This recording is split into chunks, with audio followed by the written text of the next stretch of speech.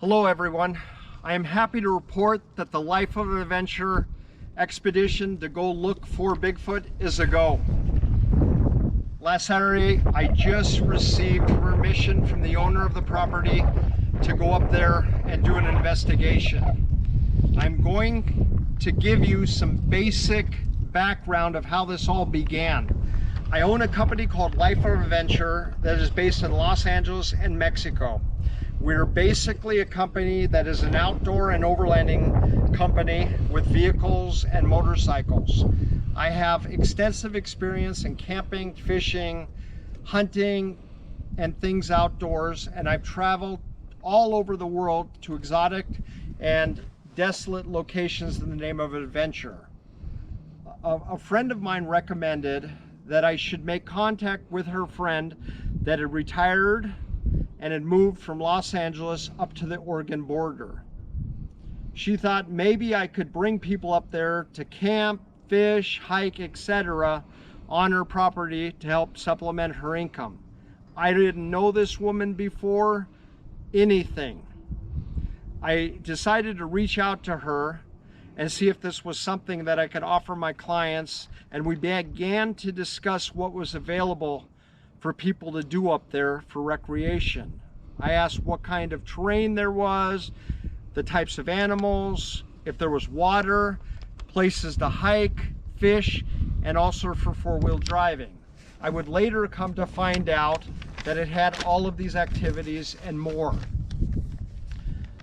During our conversation, I casually asked her if she had ever seen a Bigfoot up there, and she stated that there is a lot of strange occurrences that happen almost daily. Because of my fascination with Bigfoot and the unexplained, I began to question her about what was going on, and some of her different responses were as follows. She felt that something was watching her when she walked her property and also looking from outside into her house. Her sensor lights would come on for no reason. Something would come onto her porch, would walk around, and there would be knocks on the side of her house. She would go walking with her dogs, and all of a sudden, the dogs would become so frightened that they would run away and hide under the house, and it would be difficult to coax them out. She would hear howls out in the middle of the night. These would be out in the forest.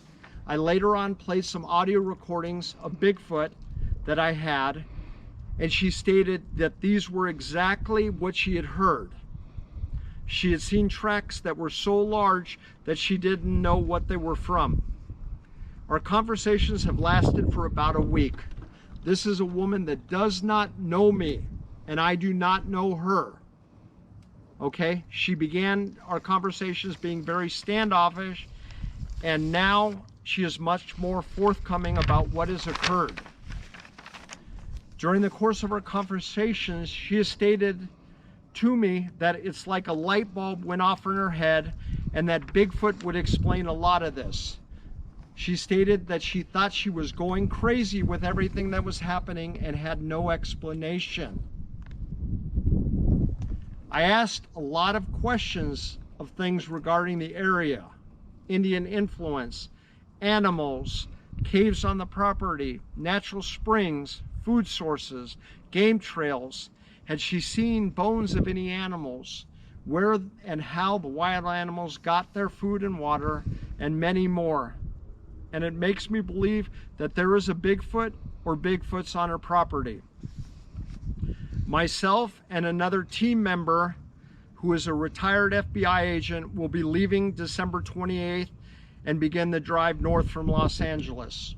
Our plan is to arrive at the farm and begin a professional investigation and see what happens. We're going to interview her, we're going to walk the property, and we're going to try to gather evidence, basically. If further investigation is warranted, we will be hiking onto the property and camping for a few days, searching out the caves, springs, game trails, and other possibilities. She has a huge location where she lives One side of it is 10,000 acres state park. Other side is a huge timber logging operation. She is really situated in the middle of nowhere. This is not a hunting expedition, but rather to gather intel, and we have no plans to hurt them in any way.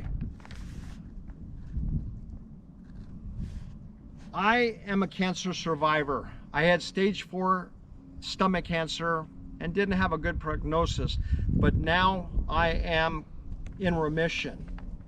I am not doing this for anybody, but for myself, and because as a 13-year-old boy, I saw Bigfoot in the mountains of Colorado. I am subjecting myself to ridicule, to loss of friendships, to be the brunt of personal jokes.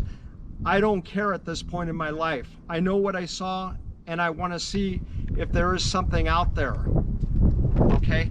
We're doing something that is different than a lot of these professional Bigfoot explorers.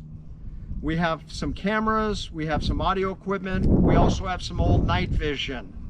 We don't have top of the line FLIR cameras and drones and all this. We're just going up to see what is going to happen. If anyone out there has some fancy gear that they would allow us to borrow, we would really appreciate it. We're going with no expectation, and I really don't expect to find anything. But what if? I truly live the life of an adventurer in regards to my other travels and things like this. This is not a sales pitch. This is nothing to do with that. This is to go out and find something that I've been looking for the last 40 years, basically.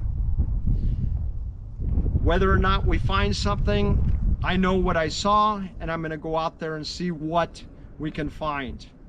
I will be posting a lot up to the departure date, equipment, and what we are bringing to this expedition. If you guys have any advice, pictures, whatever you think that could help us, your thoughts, comments, suggestions, please send them to us. You can find us, Life of an Adventurer, all over Facebook, the internet, everything. Okay? Please tell your friends about this, because we need to inform others that they are out there. Okay, guys? Thank you, and I'm going to try my best and see what I find. Okay? Have a great day, and always live the life of an adventurer.